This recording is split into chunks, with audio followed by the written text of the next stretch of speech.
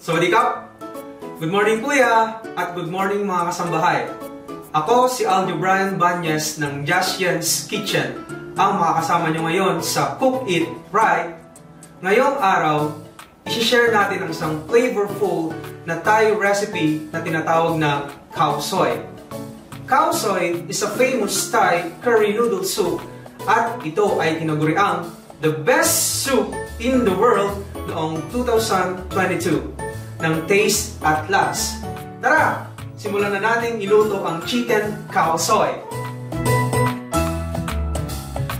2 Thai bird's eye chilies, 2 medium onion, 6 cloves garlic, 1 inch piece ginger, 1/4 cup cilantro, zest of 1 lime, 1 teaspoon ground turmeric, 1 teaspoon curry powder, 2 tablespoons Thai shrimp paste, 2 tablespoons vegetable oil, 1 pound chicken thighs or legs, 2 tablespoons Thai red curry paste, 4 cups chicken or pork stock, 3 tablespoons brown sugar, 250 ml coconut milk, 3 tablespoons fish sauce, and 1 pound fresh Chinese egg noodles.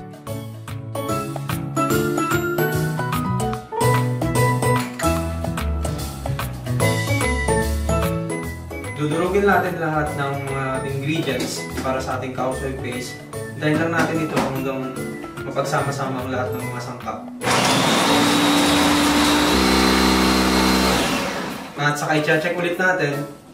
Kung malapot pa ito, pwede nating lagyan ng ating chicken stock.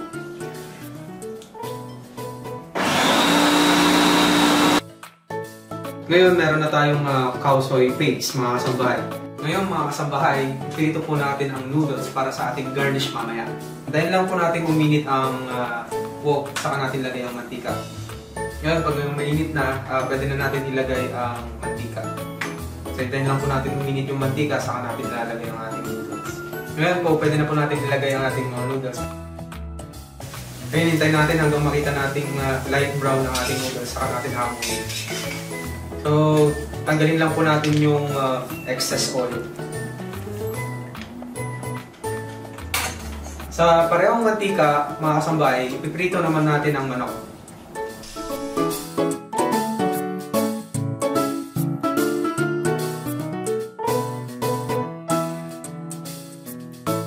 Pwede na po natin hanguin ang manok. Ngayon mga kasambahay, gagawa na tayo ng khao soi soup. So ito nga po pala yung ating khao soi paste na ginawa kanina. So simulan na po natin igisa ngayon. Uy, ayun, napakabango mga kasambahay. So ituloy-tuloy lang po natin ang ating paghahalo para hindi po ito masunog. Ayun, ready na at pwede na po natin ilagay ang Thai red curry paste. Sasamahin lang po natin ito. So, halu-haluin lang po natin continuously. Ready na po siya. At pwede na po natin ilagay ang ating chicken stock or ang ating broth. So, ilalagay lang po natin siya. Ayun! Hintayin lang po natin siyang kumulo, saka natin lalagay ang gata. Lalagay muna po natin ang brown sugar. Ito yung magdadagdag sa tamis ng ating dish. Ngayon, ilalagay na po natin ang coconut milk. Ito na po ang magdadagdag ng creaminess sa ating khao soi soup. Hintayin lang po natin kumulo po ito. Ay, kumukulo na po ang ating soup. Pwede na po natin ilagay ang patis. Yun, haluin lang po natin ng 1 minuto.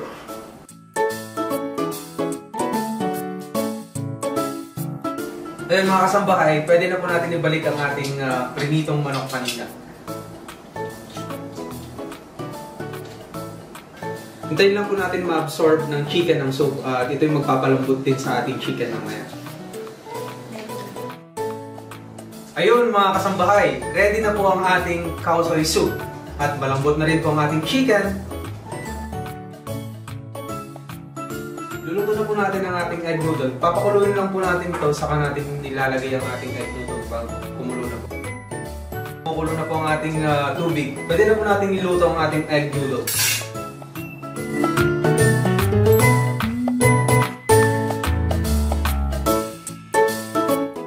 after 2 to 3 minutes, hanguin na po natin ang ating egg noodles. Ayun mga kasambahay, almost ready na ang ating dish. Ngayon, pagsamasamahin na natin lahat ito. Ayun, kasi lagay po natin ang ating khao soi soup.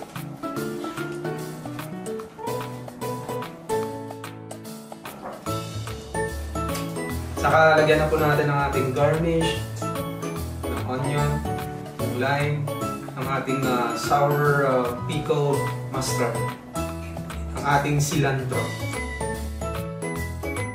Huli, ang ating Thai chili paste. Ayun mga kasambahay, ready na po ang ating chicken khao soi.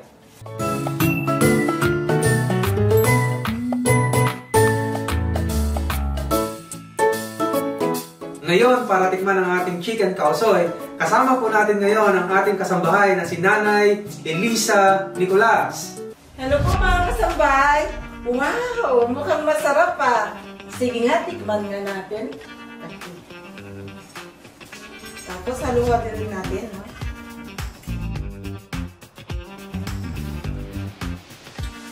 Wow, ang sarap ah! Wow, ang galing mo naman, Aljo. Sarap!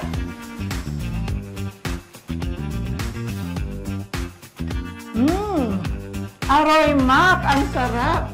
Kaya mga kasambahay, kung gusto nyo ding matikman ang dish na ito na may 5 Thai authentic flavor gaya ng chicken khao soi, sundin nyo lang ang recipe nito. At dito lang yan sa Cook It Right!